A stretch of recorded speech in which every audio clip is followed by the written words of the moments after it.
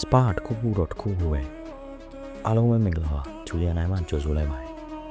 တော်တန်စပါအသင်းဟာသူတို့အသင်းရဲ့18နှစ်ကြာဖလားလက်မဲ့ဘောကိုရပ်တန့်ပေးနိုင်ခဲ့တယ်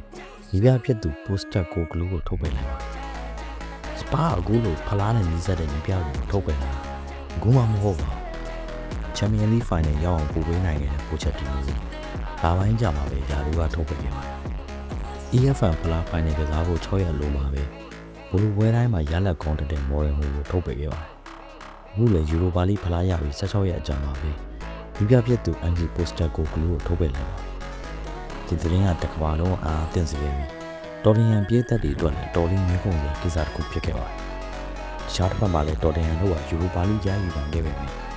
ပရီးမီးယားလိမှာတော့သူ့အောင်မှာတန်းဆင်းသွားတဲ့အသင်းသုံးမျိုးရှိပေါ်မှာကြောင့်